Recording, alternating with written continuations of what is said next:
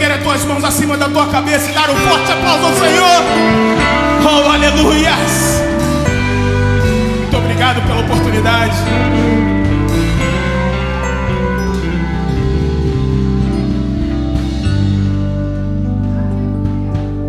Amém, glória a Deus. Ainda de pé, vem pastor, estende a sua mão para cá. Vamos abençoar aqui o homem de Deus que está incumbido hoje de trazer aqui, ó, a poderosa palavra do Senhor. Estende sua mão para cá. Pai amado, Pai querido, aqui está o teu servo, meu Pai, que o Senhor escolheu para que hoje levasse a boa nova para o teu povo. Que neste altar, meu Pai, nesta noite, ele seja a tua boca, que ele fale tudo aquilo que o Senhor quer que o teu povo ouça. Aqui está, meu Pai, a vida do teu servo, e eu entrego ele nas tuas mãos. Faça dele, meu Pai, um instrumento em tuas mãos neste momento, para a glória de Deus, em nome de Jesus. Amém?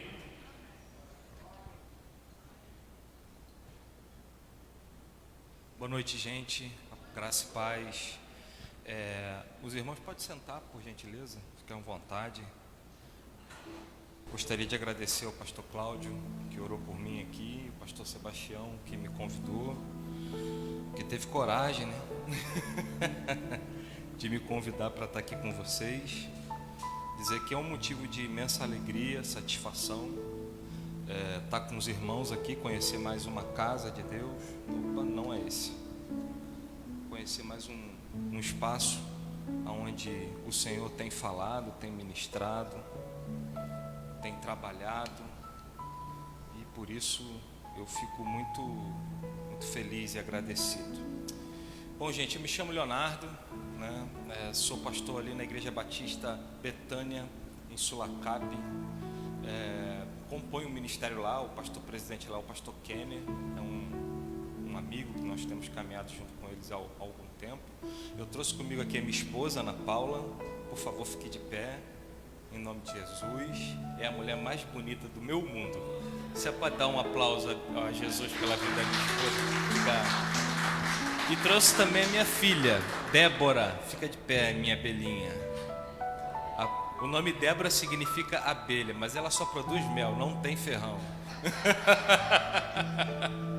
Glória a Deus, irmãos. Eu tenho um outro filho também, filho da minha adolescência. Sou casado com esta mulher maravilhosa há 26 anos. Eu fui pai com 17, ela mãe com 18. Nós temos um filho de 25 anos que está morando momentaneamente na Bahia, que ele passou por uma prova e está lá. Nosso coração está pequeno, que só tem uns 15, 20 dias que ele está lá, mas glória a Deus, Deus é fiel. Amém, gente? Sem me alongar mais, eu peço para você que abra sua Bíblia em João, capítulo de número 8.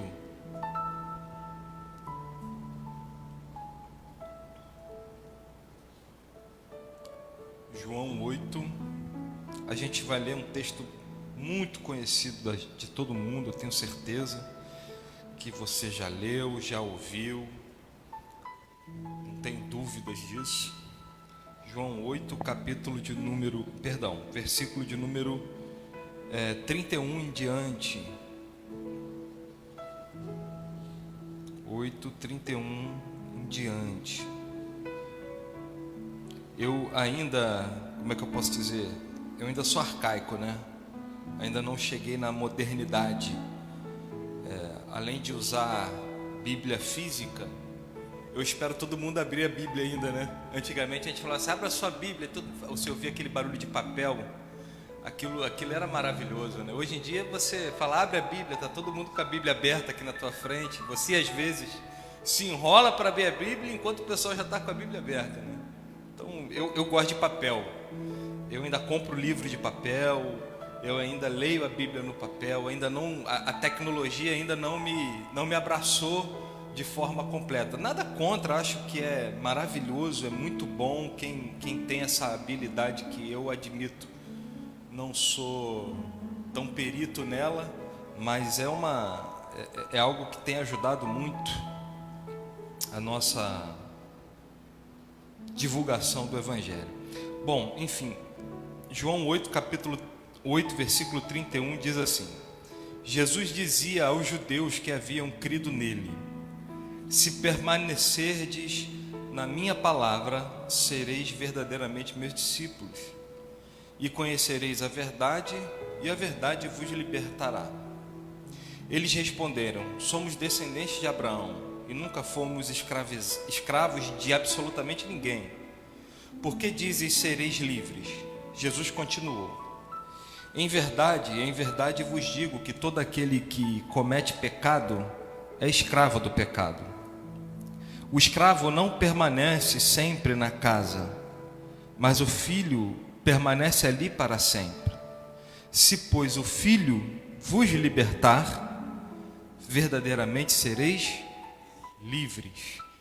Verdadeiramente sereis. Só quem tirou aquela sonequinha da tarde hoje, acordou no gás, vai falar um livres aí, bem forte, lá do fundo do pulmão. Verdadeiramente sereis.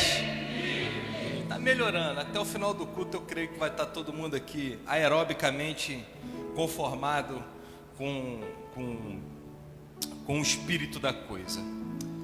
Vamos orar, irmãos? Mesmo sentados, não precisa ficar de pé. Curve a sua cabeça. Pai, muito obrigado por essa noite. Obrigado, Senhor, pela tua palavra. Obrigado pelos louvores que foram ministrados aqui até esse momento. Obrigado, Senhor, pela palavra de oferta. Obrigado, Senhor, pelo louvor que o irmão entoou aqui. Obrigado pelas orações. Obrigado por essa porta aberta.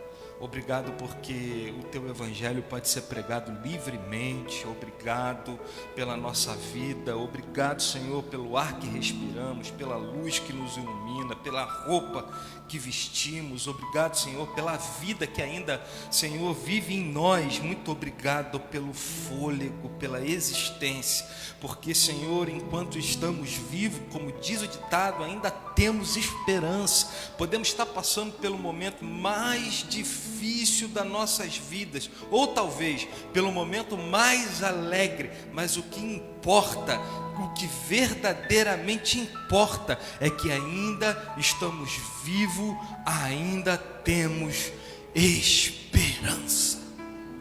E por isso nós te louvamos, Deus, porque o Senhor nos deu a oportunidade de viver mais um dia, nos deu a oportunidade de acreditar mais um dia, nos deu a oportunidade de semear para o nosso futuro mais um dia. E por isso agradecemos a Ti em nome de Jesus, amém. Você pode dar um aplauso ao Senhor. Bom, irmãos, nós temos um tema, né? O pastor Sebastião me passou, e o tema é chamados para conquistar. E eu fiquei pensando numa série de temáticas que eu poderia abordar aqui junto com os irmãos, trazer ao nosso pensamento aquilo que o Senhor quer falar conosco, mas Deus, Ele falou comigo sobre algo que é muito importante e que às vezes a gente confunde um pouco essa temática. Jesus falou comigo acerca da nossa liberdade. Nós fomos chamados para conquistar a nossa liberdade. Hoje, a era em que nós vivemos, o tempo em que nós estamos aqui presentes, é um tempo muito complexo. É um tempo em que os sociólogos têm se debruçado sobre ele e chegado à ideia de que vivemos algo chamado de pós-verdade. A verdade, ela é a fração da minha compreensão dela e não um princípio estabelecido, e no nosso caso um princípio milenar que nos foi entregue por Deus. A verdade é só uma pequena compreensão daquilo que eu tenho da vida. As redes sociais, por um outro lado, ela relativiza tudo. Temos conexão para tudo nessa vida, e tudo nos chega conforme aquilo que nós acreditamos ser o melhor para nós. Porque o algoritmo das redes sociais, ele vai identificando um pouco daquilo que você gosta, daquilo que você prefere, daquilo que você admite como uma verdade absoluta para você, e ele vai manipulando as informações que chegam até você para que só chegue em você aquilo que reafirma ou que valida o que você acredita ser a fração de uma verdade absoluta.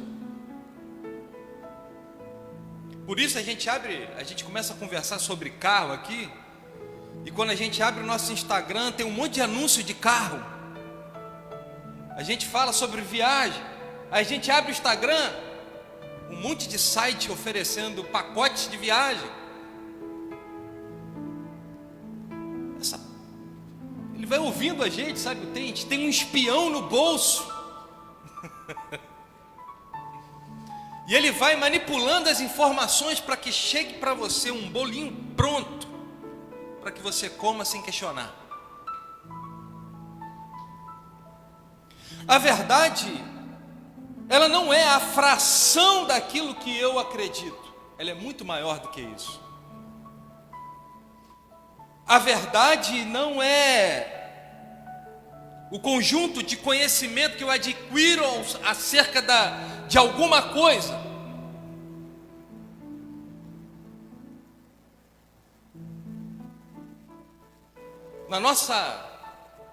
No nosso arraial aqui, a verdade é uma pessoa. A verdade é Jesus Cristo. Paulo disse: não que julgue ter alcançado, mas uma coisa faço, que é prosseguir conhecendo, que é prosseguir mergulhando. Ezequiel, ele vai escrevendo no seu livro e diz que ele entrou num rio cujas águas batiam nos seus tornozelos, depois foram aos teus joelhos, à sua cintura, aos seus lombos, e depois era tão profundo que ele não podia nadar. Porque nos julgamos donos desta verdade que não tem profundidade que nós possamos mergulhar para dizer que alcançamos a sua totalidade. A verdade é muito mais do que a fração daquilo que eu conheço dela. E a verdade, ela é um caminho que me leva a uma conquista. E que conquista é essa? Diga: a conquista da minha liberdade. Ah, você não acreditou nisso não, não é possível. Quem é livre aqui, levanta a mão e diga glória a Deus. Quem é verdadeiramente livre aqui, levanta a mão e diga glória a Deus. Se eu tirar teu celular por uma semana, você é livre? Se eu tirar você das redes sociais por um mês, você sobrevive? Eu sou de uma geração, eu tenho 42 anos, que a gente não tinha celular, que a gente ia para a rua e o celular que minha mãe tinha eram os vizinhos, né? Você viu o Leonardo por aí? E sempre tinha uma vizinha bem informada, para não falar outra coisa, que sabia exatamente aonde eu estava e contava para minha mãe, e minha mãe de repente chegava lá. Somos dependentes da tecnologia. E isso vem gerando em nós e colocando nos nossos braços algumas algemas. Não conseguimos mais conceber a existência sem determinado uso de algumas coisas. E isso, essas algemas, de forma sutil e silenciosa, vem semeando no nosso coração alguns dos sentimentos que nós temos frequentemente visitados e não sabemos o porquê que eles fazem parte de nós, que frequentemente tem habitado a nossa existência, e a gente não sabe dizer de onde eles vêm, por que eles existem, e por que convivemos com isso de forma tão recorrente. Por que isso é uma realidade que me abraça independente da minha vontade? Por que que isso frequentemente é tatuado na minha alma, independente das circunstâncias que nós estamos vivendo? Por que que isso me aprisiona? Somos a geração que mais toma analgésico na história da humanidade. O Brasil é o segundo país em número de suicídios. A nossa era, a nossa geração, é a geração que mais toma psicotrópico na história da humanidade. É a mais angustiada, é a mais infeliz, é a mais triste, é a que menos se satisfaz com as coisas simples da vida e da existência, é a que não encontra na palavra de Deus caminho para uma vida feliz e satisfeita. A nossa geração é a geração que não entende o porquê sofre, mas sofre até o último fio de cabelo. Mas é a geração que mais malha, é a geração que mais cuida da sua estética, é a geração que está mais bem vestida, mais bem maquiada, mais bem tatuada, cabelinho na régua. Mas é uma geração profundamente vazia. Jesus olhou para aqueles homens da sua época e os chamou de sepulcros caiados. O que é um sepulcro caiado? Quem já foi católico aqui e visitava o cemitério no dia de finados para colocar uma rosinha lá no seu parente? E tinha aquele camarada que te oferecia passar uma mão de cal no sepulcro lá do seu parente. Aquilo ali era caiar o sepulcro, era pintar. Aquilo ali era deixar o sepulcro bonitinho. Só que a casca por fora tá linda. Como o Taj Mahal. Taj Mahal é um palácio que todo mundo já ouviu falar na Índia, já viu foto. Aquilo ali é um sepulcro. Lá dentro está uma figura importante daquela cultura. Lindo, bonito, aparece em fotos, é ponto turístico. Mas do lado de dentro tem um morto. E tem gente que está assim, rede social bombando, famosão, é o cara mais reconhecido da sua igreja, da sua comunidade, da sua rua, do seu trabalho, é o mais bonito, é o mais bem vestido, é a menina mais bonita da escola, é o camarada mais bem sucedido. Todo mundo olha e fala assim: caramba, eu queria ser aquele fulano. Mas a única coisa que vê é a sua imagem, é o que está por fora.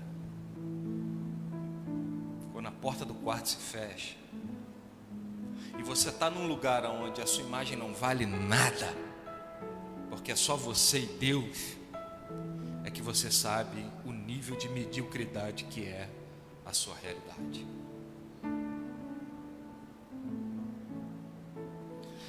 É no lugar onde não existem olhos sobre nós, é que a gente é de verdade. Diga a si mesmo: você é livre.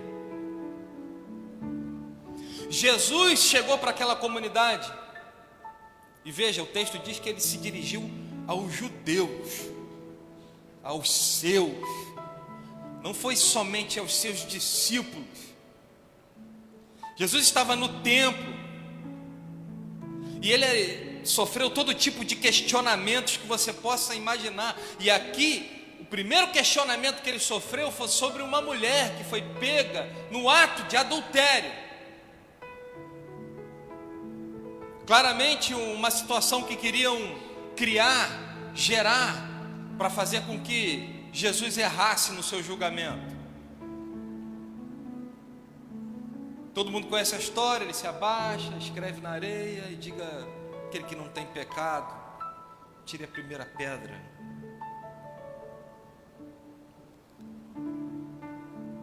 Ninguém atirou, todo mundo foi embora. Jesus perdoa aquela mulher, permite com que ela vá, livre das condenações que estavam sobre elas, livre das exigências sociais que nos são feitas todos os dias, livres de tentar parecer alguém que ela não era, livre do pecado de querer ser alguém que não se é de fato e de verdade. A maior dádiva do ser humano é ele se autoconhecer, é saber quem se é. Quer ser santo, irmão? Se conheça. Não tente ser sem não se conhecer, porque você vai criar uma imagem que você vai sustentar por um tempo, mas não por muito tempo. E essa imagem, essa semente de mentira que você planta aqui, vai te encontrar lá na frente. Então, independente da miséria que te habita, seja quem você é em busca de aperfeiçoamento, não conformado, mas em busca de transformação. A dádiva dessa mulher não foi ter pecado. A dádiva dessa mulher não foi ter não sido condenado. A dádiva dessa mulher nem foi ter encontrado Jesus. Foi ouvir: vai, continua, mas não peques mais. Segue teu caminho. Tu tens uma nova oportunidade. Jesus sai dali, entra no templo, e ele começa a ser questionado, gente, por todos os lados. Até que ele chega para os seus irmãos judeus, que ao ouvir ele pregar, criam nele. E ele disse: olha, se permanecerdes em mim, e a minha palavra permanecerdes em vós, verdadeiramente sereis meus discípulos, e conhecereis a verdade, e a verdade vos libertará. Aí lá no versículo 36 ele diz assim: se pois o Filho vos libertar, verdadeiramente sereis livres. Bom, a verdade, ela é um conhecimento, e conhecereis a verdade.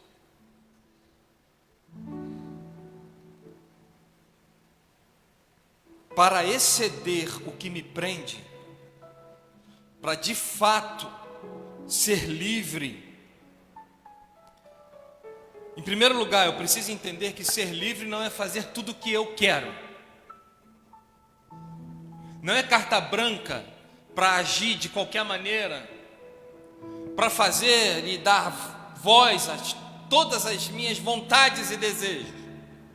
O verdadeiro homem livre, a verdadeira mulher livre, conhece seus limites, sabe muito bem até onde deve ir, o que deve fazer e o que não deve ser feito. Portanto, ser livre não é fazer tudo o que eu quero, mas ser livre é ser feito ser livre é fazer tudo que deve ser feito. Ser livre não é carta branca para ir aonde eu quiser, fazer o que eu quiser, me portar da maneira que eu quiser. Ser livre de fato e de verdade é chegar a um lugar onde Deus quer que eu chegue, é estar em conformidade com a sua vontade. Ser livre é alcançar o pensamento de Deus, é entender o seu coração e me portar e posicionar diante de Deus e do seu Espírito conforme a sua vontade. Portanto, ser livre muitas vezes é renunciar à minha vontade para poder fazer a vontade de Deus. Ser livre também é romper a ignorância que aprisiona a alma. Ser livre é, existencialmente falando, mergulhar na vontade de Deus e entender e compreender o seu caminho. Ser livre é romper com os grilhões que aprisionam nossa mentalidade. Ser livre é se relacionar com a pessoa de Jesus Cristo. Ser livre é entender os seus caminhos. Conquistar a nossa liberdade não é somente se livrar de grilhões externos, fazer o que eu quiser. Ser livre é ouvir. Ser livre é conhecer. Ser livre é ter sensibilidade no espírito. Ser livre é exceder a essa geração que se conforma e que se entrega à sua própria vontade, aos seus próprios desejos, que morre todo dia em nome do seu egoísmo, em nome do seu egocentrismo, em nome de uma imagem. Ser livre, portanto, é exceder os meus desejos, é exceder a minha compreensão e entregar-me, render-me à vontade de Deus. Sabe, gente, tem tanta gente em busca de ser feliz,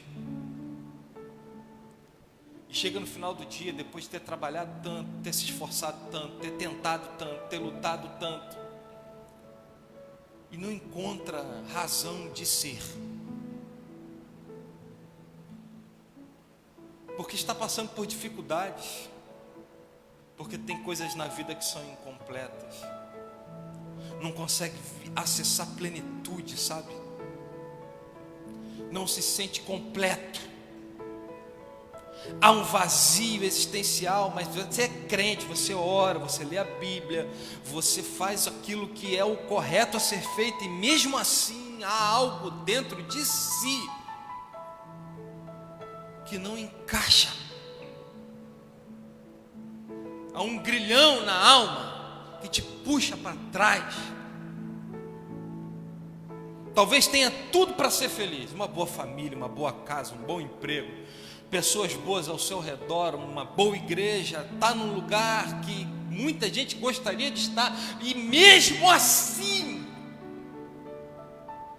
está vazio. E mesmo assim a alma não encontra repouso, há uma perturbação, há um grilhão, há algo que aprisiona. O seu eu é vazio de sentido.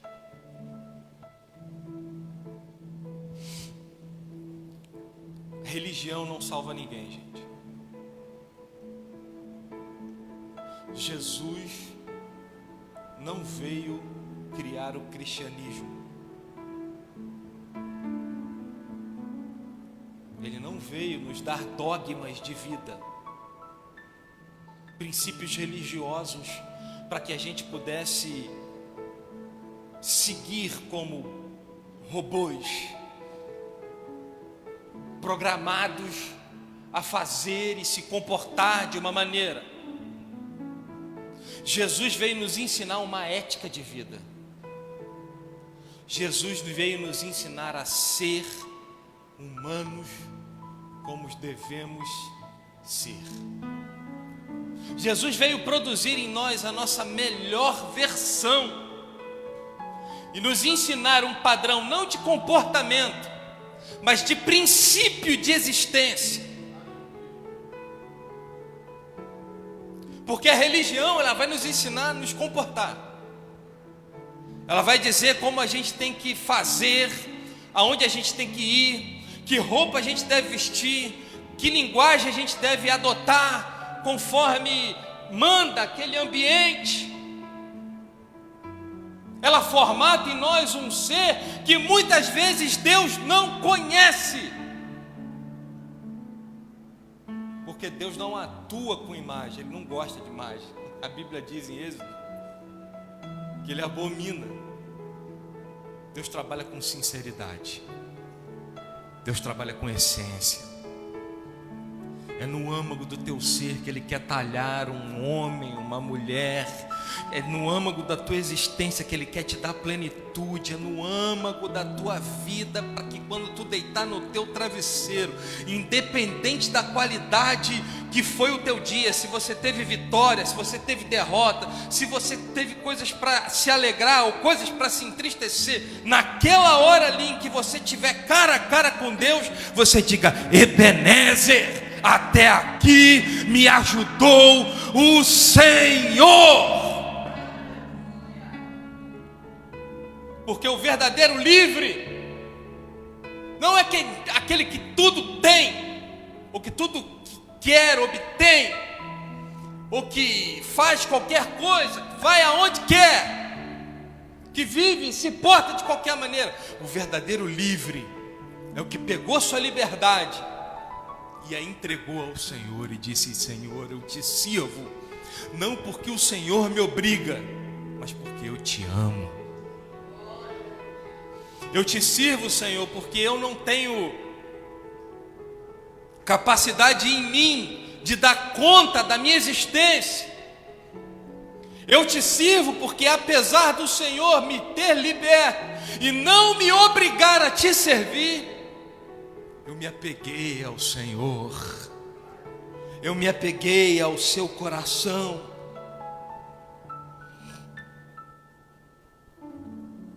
Liberdade exige esforço,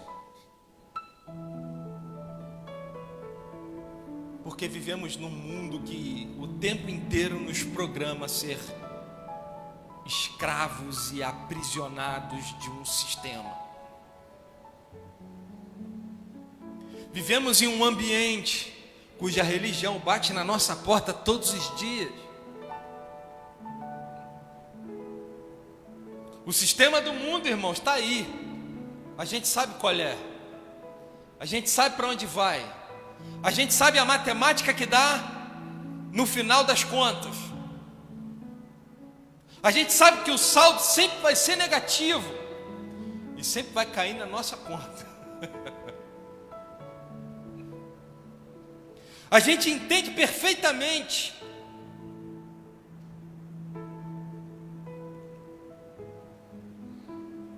Jesus, Ele vem e nos liberta, amém? A liberdade que Ele promove para você é tão profunda, é tão incrível, que você é livre até dele. Se pois o Filho te libertar, verdadeiramente você é livre, livre até para abandoná-lo. Ele não te liberta para colocar uma algema logo em seguida no seu braço. Ele não te liberta e te coloca numa coleira como um cão que vai aonde o seu dono quer. Ele não te liberta e te prende num determinado lugar. Ele não te liberta e diz assim: agora você só vai poder usar preto, tênis azul e calça jeans. Ele não te liberta e diz: agora você tem que conviver somente com esse tipo de gente. Muito pelo contrário, Ele te liberta e te envia. E fala assim: seja um promotor de liberdade. Se você realmente me conhece, faça com que outros me conheçam e sejam tão profundamente livres como você. Ser livre em Cristo é viver com responsabilidade. Deus não vai adestrar você. Deus não vai fazer de você um cãozinho de circo que ao ver uma bola sobe em cima e faz uma festa para alegrar a plateia que está ao seu redor. Deus não tem interesse em nos fazer como marionetes, ventrílocos ao seu bel prazer. A liberdade de Jesus nos dá autonomia. Autonomia, inclusive, de fazermos errado novamente. Mas se você entendeu que, em primeiro lugar, você tem que permanecer na sua palavra para ser verdadeiramente livre, lá no versículo 31, se permanecerdes na minha palavra, sereis verdadeiramente meus discípulos, e conhecereis a verdade, e ela vos libertará. A palavra no grego é logos,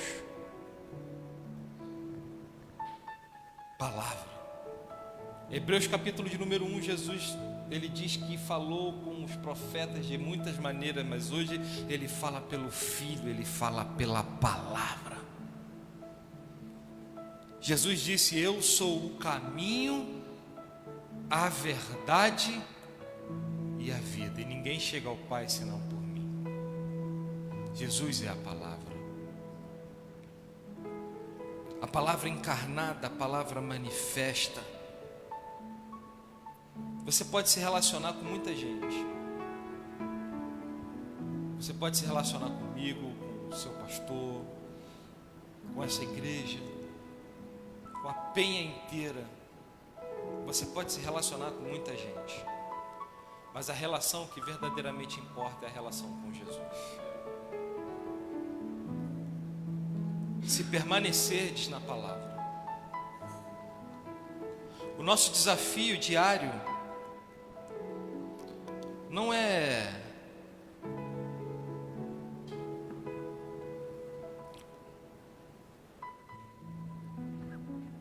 como é que eu vou falar isso de modo que eu não deixo ninguém estarrecido.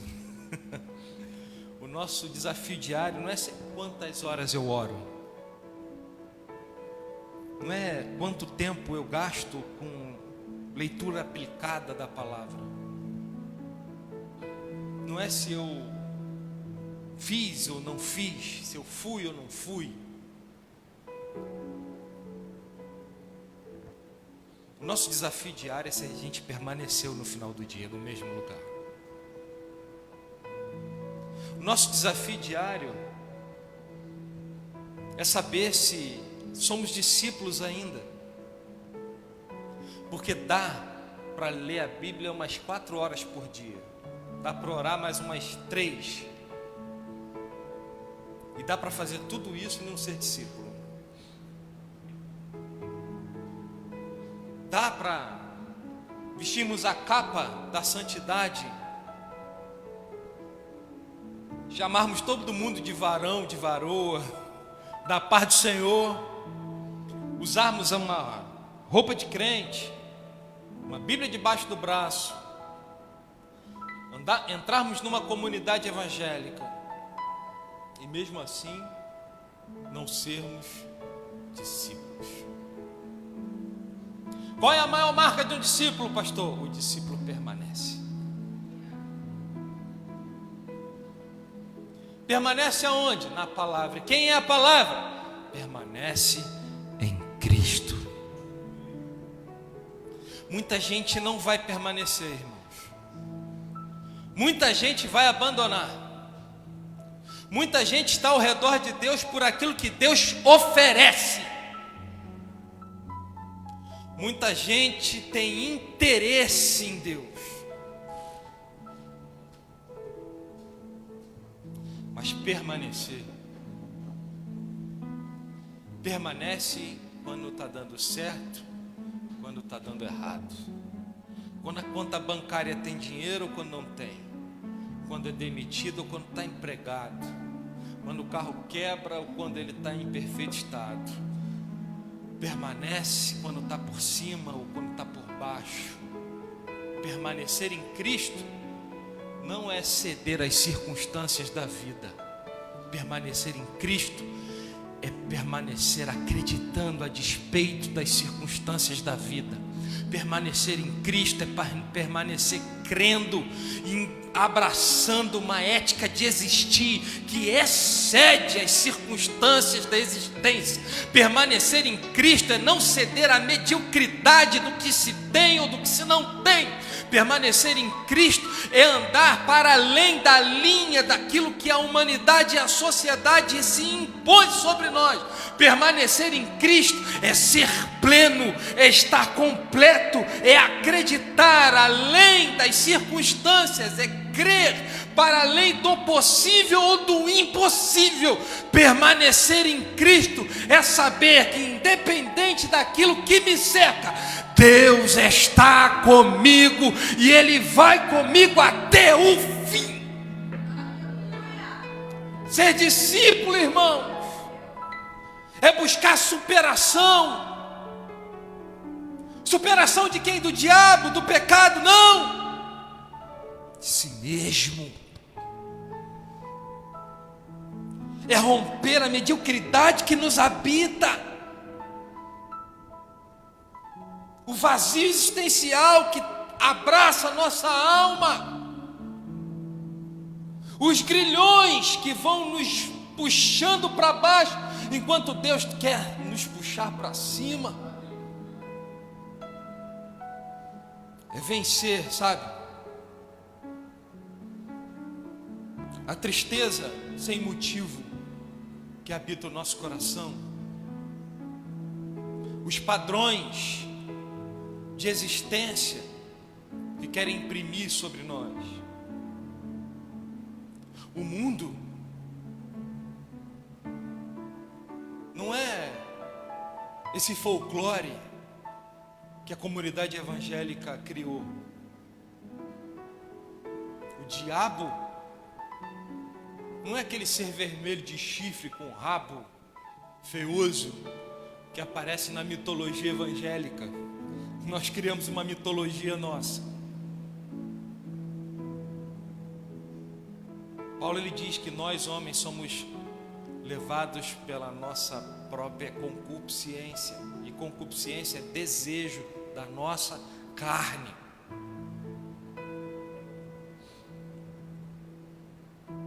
Ser livre é ter desejo e poder dizer não. Ser livre, como disse Jesus, aquele que comete pecado é escravo dele. Ser livre é olhar para o pecado que me aprisionou a vida inteira e dizer: você não me aprisiona mais. Você não tem mais poder sobre mim. Eu te venci. Jesus me libertou. Ele quer nos libertar não somente do que exteriormente nos aprisiona.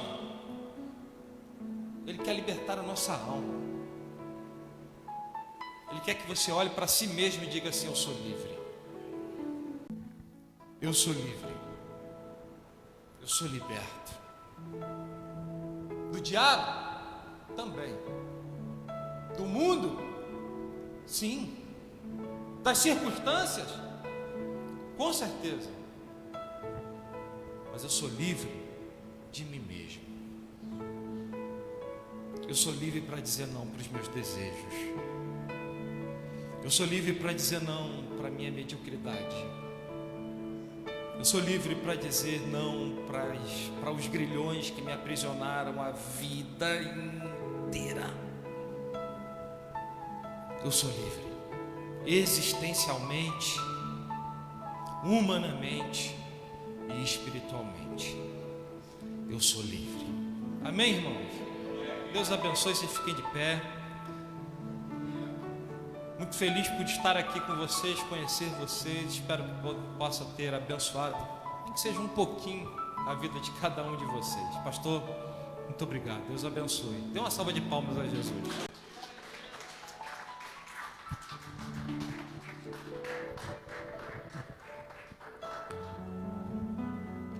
Amigos trazem amigos, né?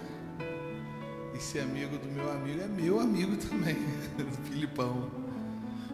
Foi o Lipão que, inclusive, irmãos, eu pedi para o presbítero Cláudio falar sobre uma reunião sexta-feira. Eu recebi, não sei onde eu estava com a cabeça, recebi um comunicado que sexta-feira eu vou estar nessa reunião, e o Ministério de Louvor também, lá na igreja do Filipe, que ele vai fazer uma semana de sala de oração, né? Vai falar sobre oração. Ele pediu que pelo menos na sexta-feira vocês estivessem lá. Eu vou estar lá. Vou estar, não sei se o Léo vai estar lá também. No sábado vai ter reunião de liderança, de pastores. Mas enfim, então nós já não vamos ter reunião sexta-feira aqui. A reunião vai ser pós-culto de domingo, tá? Acabou o culto de domingo, então todos os obreiros não faltem, e os que faltaram hoje vamos comunicar a eles que vai ter o domingo, né, das primícias, e logo depois a gente vai estar falando um pouquinho com os irmãos a respeito de algumas coisas. Muito obrigado, Léo, uma vez mais, grato pela sua família, palavra realmente que instrui, amém, irmãos? Não tem como vivermos uma vida de santidade, uma vida em verdade, se você não tiver um autoconhecimento, conhecimento de si mesmo. Na verdade, quando nós abrimos o ministério, eu estava rindo ali comigo mesmo, que eu sempre falo isso para a nossa igreja. Deus, ele me trouxe uma revelação para quando abríssemos o ministério, porque Deus, ele dá destino, ele apresenta um propósito e traz a revelação, e a gente sempre tenta instruir todos os membros dessa casa a saber quem eles de fato são, porque as pessoas não sabem quem são. Mas isso é uma conversa, uma resenha lá para cima, eles já estão cansados de ouvir eu falar isso, mas é muito bom isso. Eu agradeço a Deus pela sua vida, que seja a primeira de muitas, essas portas estão abertas para ouvir sempre o pastor ministrar nessa casa aqui. Queridos, eu quero muito que você se empenhe em não faltar nos cultos. Estou muito feliz, Vera. Estou muito feliz com você. Temos visto o avanço sobre alguns, e ainda no nosso meio aquele que barganha. Isso não é bom, irmãos. Que verdade é essa que proferimos, né? Que um telefone pode nos escravizar. Então fique atento a tudo aquilo que foi dito aqui, porque foram revelações para o teu avanço, para o teu crescimento. Amém, irmãos? Vamos preparar o nosso coraçãozinho para ir embora para nossa casa. Vamos. Marcão, quer puxar um louvor? Puxa, já que vier a primeira vez aqui, a gente já começa assim, ó, botar para trabalhar. Logo depois o presbítero. Temos cantina, amém, irmãos? Só temos 28 exemplares, olha só. Salgado de forno, a Rosana está ali, a pastora Raquel ficou a tarde toda fazendo lá. E é bênção pura, irmãos. Então passa lá. Se você não quiser comer, não tem problema. Sempre tem alguém do seu lado pronto a receber a bênção. E melhor, salgado, pastor, não engorda. Não, é o crente que engorda. É o crente que, como o salgado continua lá em estático. Queridos, coloca a mãozinha no seu coração, feche os seus olhos. Vamos adorar e agradecer o Senhor por essa palavra, uma palavra de instrução, uma palavra poderosa da parte dele. Vamos adorar o Senhor? Isso. Tudo está preparado aqui. A casa e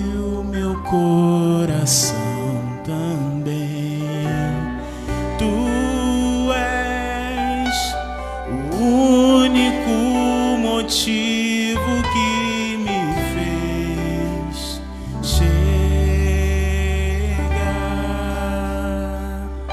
Os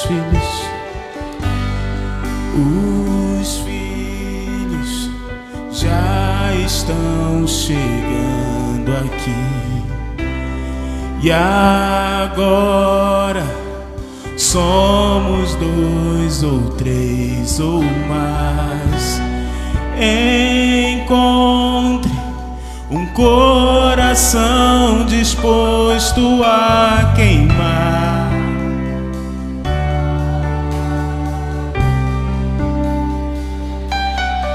Todos os versos e canções que eu conseguir cantar, todas as vezes quebrantado, só quero te falar que teu é o reino e a glória pra sempre. Teu é o domínio e o poder. Amém. Você pode dizer: teu é o reino, teu é o reino e a glória pra sempre. Teu é o domínio e o poder. Você pode dizer isso do fundo do teu coração: teu é o reino, teu é o reino e a glória pra sempre. Teu é o domínio e o poder. Erga tuas mãos e diga: só tu és santo, só tu és santo. Você pode reconhecer a santidade dele? Oh, aleluia! Não há outro como tu, não há outro como tu, não há outro como tu, não há outro como tu, não há outro como Jesus. Só tu és santo, só tu és santo. Oh, aleluias! Só tu és santo. Não há outro como tu, não há outro como tu, não há outro como tu, não há outro. Gostaria de ouvir a igreja: só tu és santo, só tu és.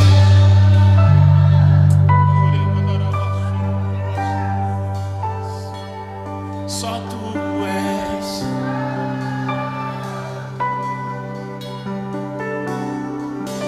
Não há outro como tu.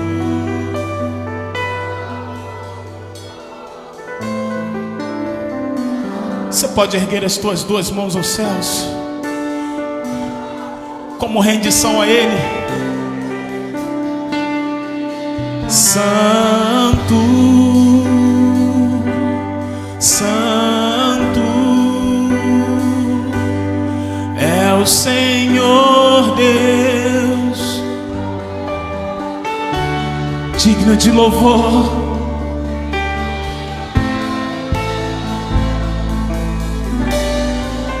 Põe mais volume na tua voz e diga: santo. Diga isso com o teu coração, com tua alma e com teu entendimento. Nós entendemos que não há outro santo como tu, Senhor. Digno de louvor, digno de louvor, digno de louvor. Santo, tu és santo.